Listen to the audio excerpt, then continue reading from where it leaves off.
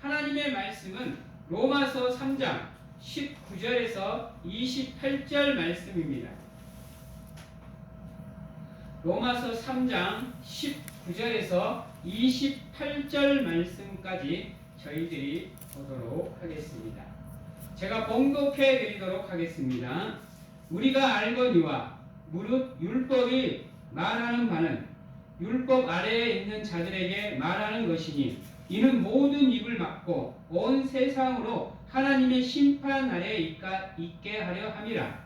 그러므로 율법의 행위로 그의 앞에 의롭다 하심을 얻을 육체가 없나니 율법으로는 죄를 깨달음이니라. 이제는 율법 외에 하나님의 한 의가 나타났으니 율법과 선지자들에게 증거를 받은 것이라.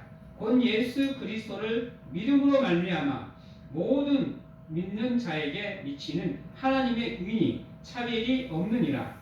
모든 사람이 죄를 범하였음에 하나님의 영광에 이르지 못하더니 그리스도 예수 안에 있는 성령으로 말미암아 하나님의 은혜로 값없이 의롭다 하심을 얻은 자가 되었느니라. 이 예수를 하나님이 그의 피로써 믿음으로 말미암는 화목 제물로 세우셨으니 이는 하나님께서 길이 참으시는 중에 전에 지은 죄를 간과하심으로 자기의 의로우심을 나타내려 하심이니 곧 이때 자기의 의로우심을 나타내사 자기도 의로우시며 또한 예수 믿는 자를 의롭다 하려 하심이라. 그런즉 자랑할 때가 어디냐 있을 수가 없느니라. 무슨 법이냐 행위로냐 아니라 오직 믿음의 법으로니라. 그러므로 사람이 의롭다 하심을 얻은 것은 율법의 행위에 있지 않고 믿음으로 되는 줄 우리가 인정하노라. 아멘. 사랑하는 성도 여러분, 율법이라는 것이 불필요한 것은 아닙니다. 우리 믿는 사람들이 믿음으로 율법을 무시할 때가 너무 많아요. 율법도 중요합니다. 왜요? 율법도 하나님께서 주신 거예요. 여러분, 그래서 율법이 불필요한 게 아니에요. 다만 우리가 그 율법을 가지고 구원의 공식을 적용하려고 하니까 문제가 되는 거예요. 다시 한번 말씀드리지만 율법은 필요한데 율법은 구원의 조건이 아니에요. 여러분, 그래서 우리가 삶이 의롭다느니 내 행위가 의롭다느니 이것은 우리의 구원의 조건이 아닙니다. 늘 얘기하지만 구원의 조건은 믿음입니다. 즉 우리가 하나님께 의인이라 칭함을 받는 이유는 우리의 행함이나 행실이나 삶에 있는 것이 아니라 바로 예수 그리스도를 믿는 믿음에 있다라는 거예요. 이것은 절대로 헷갈리시면 안 돼요. 그러면 율법의 역할이 뭐냐? 율법의 역할은 다른 데 있지 않아요. 오늘 말씀 20절에 보면 이렇게 얘기합니다. 그러므로 율법의 행위로 그의 앞에 의롭다 하심을 얻을 육체가 없나니 율법으로는 죄를 깨달음이니라 라고 얘기해요. 다시 말해서 율법이 하는 역할이 뭐예요? 내가 죄가 있는지 없는지를 깨달을 수 있는 방법이라는 거예요. 여러분, 그거 외에 율법이 할 수 있는 역할이 없어요. 그래서 하나님께서 율법을 우리에게 주실 때 왜 율법을 주셨느냐? 하나님의 자녀로서 삶을 살아갈 수 있는 지침서. 그게 율법이에요, 여러분. 하나님께서 출애굽기, 레위기, 민수기, 신명기를 통해서 하나님의 백성이 어떻게 살아야 되는지를 얘기해 주셨잖아요. 그렇게 살면 하나님의 백성으로서의 자격을 갖추는 거고 그렇지 않으면 하나님의 백성이 될 수 없는, 다시 말해서 우리의 삶에 하나님의 백성으로서의 삶을 비추어지는 거울이라 할 수가 있어요. 그러기에 율법으로 여러분들의 삶이 온전해진다는 생각은 마시고 끝까지 여러분들의 삶의 믿음의 경주와 같은 삶 속에서 절대로 흔들리지 않는 믿음으로 하나님 앞에 나아가기 위해서 노력하시고 그 수단과 방법으로 율법이 함께 하는 겁니다. 그러면 야고보서에서는 이렇게 얘기하잖아요. 야고보서에서는 행함이 없는 믿음은 죽은 믿음이다 라고 얘기하잖아요. 그렇죠? 그러면 지금 제가 한 말과는 좀 모순되는 말 아닌가요? 바울은 오직 하나님을 믿는 믿음으로 된다고 했는데 야고보는 행함이 없는 믿음은 죽은 믿음이라고 했어요. 어떻게 보면 어폐가 있는 건데요.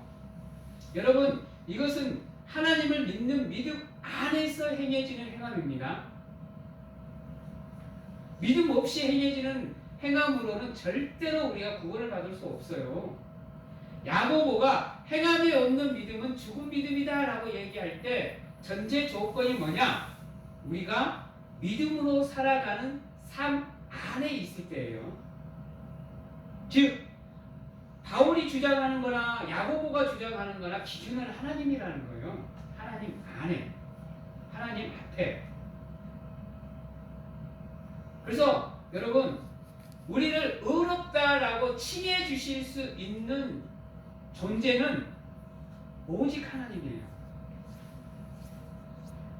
이수창 집사님이 우리 황재석 집사님 보고 착하네요, 선하네요 아무리 얘기해도 우리 황재석 집사님은 하나님 앞에 의인 될 수가 없어요. 내가 아무리 여러분들의 삶, 개개인의 삶을 칭찬하고 잘했다고 해도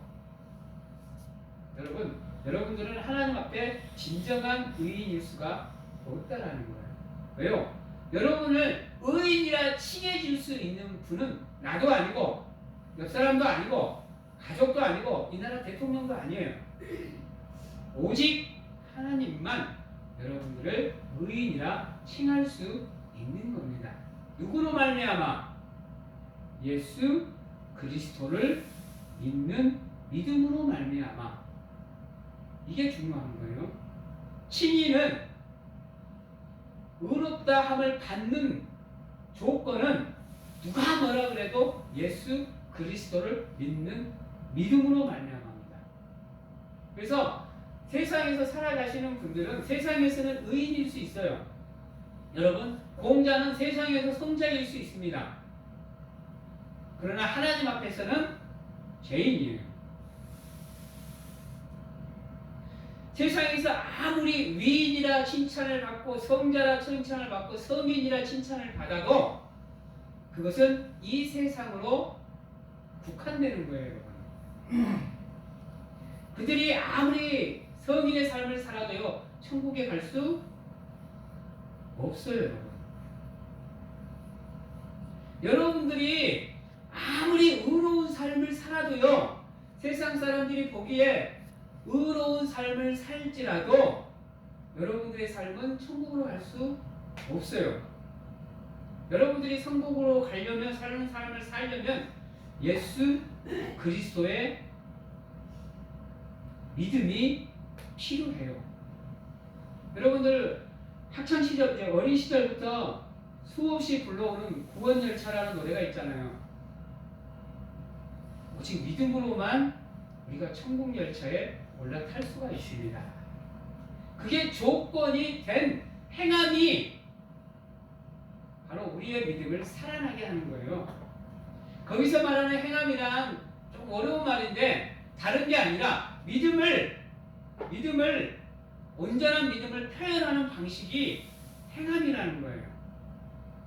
그래서 온전한 믿음을 가지고 있는 사람은 잘못된 삶을 살 수가 없어요, 여러분. 왜요? 하나님이 의로우신 분이기에 그 하나님을 믿는 온전한 믿음으로 살아가는 사람 또한 의롭기 때문이에요. 그래서 여러분들은 이미 예수 그리스도를 믿는 믿음을 가지고 계시는 분들이기에 여러분들의 삶이 죽은 믿음이 되지 않으려면 의로운 삶을 행하셔야 되는 거예요. 그게 바로 야고보가 말하는 행함이 없는 믿음은 죽은 믿음이다 라는 얘기예요. 그래서 여러분들에게 믿음대로 행하실 수 있도록 하나님이 방법을 주셨잖아. 은사라는 방법을요. 은혜를 내려주셨잖아요. 여러분들의 믿음의 분량에 맞게 은사를 주셨기 때문에 여러분들이 하실 수 있는 방법은 뭐냐? 내가 받은 은사가 무엇인지를 찾고 깨달아 하나님의 은혜 안에서 그 은사를 행하며 살아가는 겁니다. 그게 바로 행함이라는 거예요. 행함. 사랑하는 성도 여러분, 여러분이 이미 하나님으로부터 의로운 삶을 살아갈 수 있는 수만 가지의 방법과 수단들을 다 받으셨어요. 그리고 그 지침서도 이미 여러분들이 가지고 계셔요. 성경이라는 하나님의 말씀의 지침서를 가지고 계셔요. 여러분이 어떻게 행동하고 살아가야 되는지는 이 책 안에 다 기록되어 있어요. 단 하나도 빠짐없이 다 기록되어 있습니다. 심지어는 과학적인 얘기, 여러분들이 새로운 과학이라고 하는 모든 것이 다 이 안에 들어가 있어요. 일례로 옛날에는 하늘이 돈다 그랬습니다. 지구가 돈다 생각 안 했어요. 그래서 천동설을 주장하는 사람이 참 많았어요.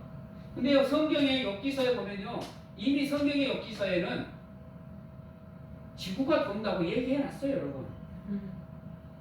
이미요.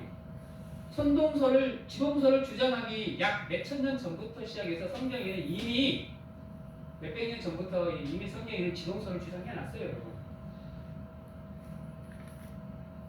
그래서 지금 우리가 발견하는 이 과학들은요, 어떻게 보면 새로 발견되는 것들이 아니에요. 여러분, 지구상에 존재하는 모든 동물들의 이름은 이미 아담이 다 지어놨어요. 여러분, 인간이 모르고 있던 동물들을 이제 발견을 해서 이름을 붙이는 거지, 그 이름은 이미 다 아담이 붙여놓은 거예요, 여러분. 그래서 성경 안에는요, 과학적인 지식, 사회적인 지식, 윤리적인 지식, 도덕적인 지식 다 들어가 있습니다. 그래서 여러분들이 성경책을 늘 읽어야 되는 이유가 거기 있어요. 늘 내가 어떻게 살아야 하나님께 의롭다함을 받을 수 있는지를 성경이 가르쳐주기 때문이에요. 근데 아이러니하죠? 성경은 별로 중요시 여기지 않아요, 여러분들. 성경의 말씀은 별로 그렇게 기억 와닿지 않아. 그런데 세상의 법자는 되게 두려워하고 무서워해요. 왜 그렇죠? 적어도 하나님을 믿는 백성이면 세상의 법보다 하나님의 법이 더 무서워야 되는데 그렇지가 않다라는 거예요. 한번 생각해보세요. 여러분 생각해보세요. 성경책에 있는 말이 무서워요? 세상의 헌법이 무서워요? 아이러니하죠? 저 밖에 있는 사람은 그런 삶을 산다고 해서 이해가 가. 근데 이 안에 하나님을 예배하는 여러분들마저도 그러한 삶을 산다고 한다면 그건 문제가 있는 거죠. 여러분들 스스로가 나는 하나님의 백성이라고, 하나님의 자녀라고 고백하시는 여러분들이 하나님의 말씀을 무시하고 하나님의 법을 무시해버리면 세상 사람들이 하나님의 말씀을 뭐라고 생각하겠어요? 여러분들이 무시하는 그 하나님의 말씀을 저들이 귀담아 들을까요?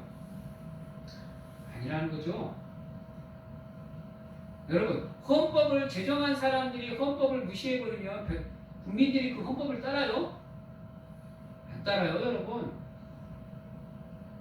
요즘 MZ세대 말대로 개무시해버려요, 여러분. 적어도 저들에게 하나님의 말씀이 무시를 안 당하게 만들려고 하면 여러분들이 하나님의 말씀을 무서워하고 두려워하고 지키려고 하는 모습이 여러분들에게 있어야 돼요. 하나님은요, 세상의 법을 우선으로 안 줬어요. 우리에게 하나님의 법을 우선으로 주셨지. 그래서 우리에게 세상의 법도 지켜야 되지만 그 법 위에 있는 하나님의 법을 지키고 살아가라고 성경은 처음부터 끝까지 그걸 얘기하고 있어요. 이제 아이러니하게 누구보다도 성경의 말씀을 잘 알고 있을 여러분들이 그 하나님의 말씀을 무시하고 살아간단 말이에요. 그러다 보니까 무엇이 믿음인지, 어떻게 구원을 받는지, 칭의가 무엇이고 하나님의 자녀가 무엇이고 하나님의 은혜가 무엇이며 복음이 무엇인지를 제대로 알지를 못하고 살아가요. 그러다 보니 온전한 믿음의 생활을 해내기가 쉽지 않아요, 여러분. 그것은 여러분들이 하나님의 말씀을 귀히 여기지 않기 때문입니다. 그래놓고는 필요할 때 또 하나님의 말씀을 되게 귀하게 여겨요. 가만히 보면 또 아이러니하게 자기의 삶에 옳고 그름이 하나님의 말씀에서 나온다는 걸 알고 있음에도 불구하고 자기의 사정에 의해서, 환경에 의해서 그 하나님의 말씀이 무시를 당하기도 하고 기이 여김을 받기도 한단 말이에요. 근데요, 하나님께 인치심을 받아 의인이 된 온전한 믿음을 가지고 있는 사람에게는요, 세상의 법보다 여러분 하나님의 법이 더 무서운 거예요. 그래서 순교자가 나오는 거예요, 여러분. 왜 순교하겠어요? 세상의 법이 무서우면 세상 법대로 살아보면 되지. 순교를 선택하는 이유는 뭐예요? 사자의 밥이 되는 게 쉽는가요? 십자가에 거꾸로 못 박히는 게 쉽는가요? 불에 타 죽는 게 쉬워요? 말 한마디만, 나 예수 안 믿어요. 예수가 누군데?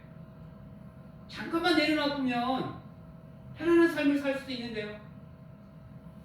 근데 왜 순교를 선택해요? 왜 믿음을 선택해요? 왜 죽음마저도 초월하는 삶을 살아요? 그들은 세상의 법보다 하나님의 법이 더 무서운지를 알기 때문이에요. 그러기에 죽음마저도 초월하는 믿음을 가질 수 있는 거고요. 물론 여러분들에게 그러한 믿음을 갖고 살아가라고 부탁은 드리지만 그렇게 살아라고 강요는 못합니다. 여러분, 그래도 여러분들이 적어도 그러한 삶을 살기 위해서 노력은 하셔야죠. 노력은. 하나님이 우리 보고 완전해지라 그러는가요? 완벽해지라 그래요? 우리 하나님 우리에게 그걸 요구하시는가요? 그래서 우리를 의인 만들어 주시는가요? 여러분, 다시 한번 말씀드리지만요, 우리가 완벽한 영화를 이루기 위해서는 이 땅에서는 절대 못 이뤄요, 여러분. 아세요? 그럼에도 불구하고 하나님이 우리를 의인이라 칭해지는 이유는 뭐냐? 다른 데 있는 게 아니에요. 그러한 삶을 살기 위해서 최선을 다해서 노력하는 가운데 하나님이 인정할 수 있는 믿음을 가지고 살아가라고 우리를 칭해주시는 거예요, 여러분. 불러주시는 거라고요. 자녀 삼아주시는 거예요. 누구보다도 우리가 완벽해질 수 없는 존재임을 하나님이 아세요. 여러분, 그러게 하나님은요, 절대로 우리에게 완전함, 온전함, 완벽함 원하지 않아요. 그래서 성경에서 딱 못 박아놓잖아요. 세상에는 의인이 없나니 단 한 명도 없다고 못을 탕탕탕 박아놓잖아요. 사랑하는 성도 여러분, 노력하세요. 이미 여러분이 예수 그리스도를 구주로 영접하는 순간 여러분들을 의인이라 칭하셨어요. 칭하셨다고요. 그래서 이미 여러분들은 그 믿음으로 말미암아 의인이에요. 그러기에 그 믿음에 합당한 삶을 살아가는 이유는 뭐냐? 그 의인이라 칭함을 받은 것에 합당한 삶을 살라고 하는 거예요. 하나님의 사람으로서 완벽해질 수는 없지만 오늘 말씀의 제목처럼 하나님을 닮아가기 위해서, 예수님을 닮아가기 위해서 노력하는 삶을 살라는 거예요, 여러분. 그래서 우리는 삶을 산다가 아니잖아요. 삶을 살아내야 되는 거예요, 여러분.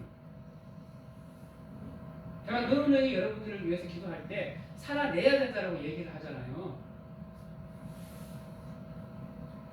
그래서 여러분 조금 부족해도 돼요. 조금 부족하셔도 됩니다. 조금 약하셔도 돼요. 조금 무능력하셔도 됩니다. 그러한 삶 가운데 있을지라도 끝까지 하나님을 믿는 믿음으로 여러분들의 삶을 살아가시고 살아내시고 하나님께 인정받는 사랑하는 성도님들이 되시기를 바랍니다. 아시잖아요. 우리 어르신들 세월 앞에 장사 있어요? 장사 없어요, 여러분. 세월이 흐르면 흐를수록 몸이 약해질 수밖에 없고요. 몸이 약해지면 교회로 나오는 것도 쉽지가 않아요, 여러분.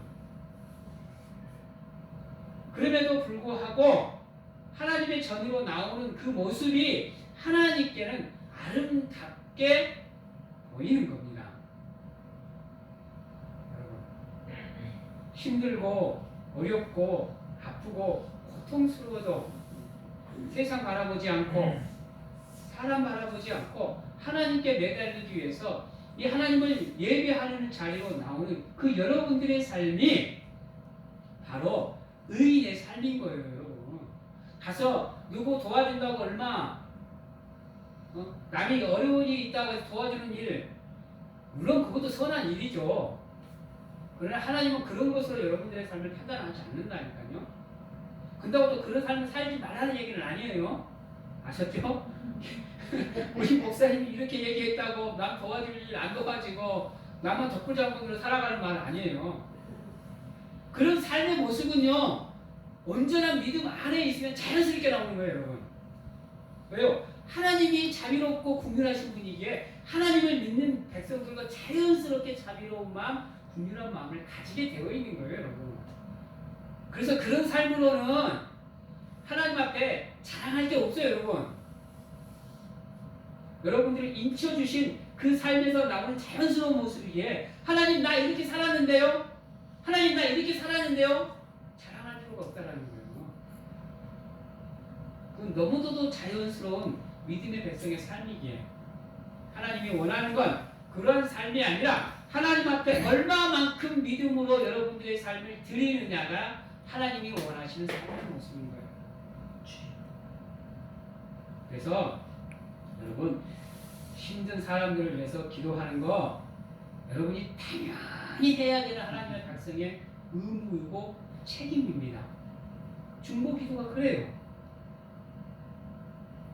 내가 부탁하지 않아도 주변 사람이 부탁하지 않아도 자연스럽게 믿음의 사람은 믿음의 사람을 위해서 중보하게 되어 있어요. 하나님 누구 가정이 이렇게 힘들다네요. 하나님 도와주세요.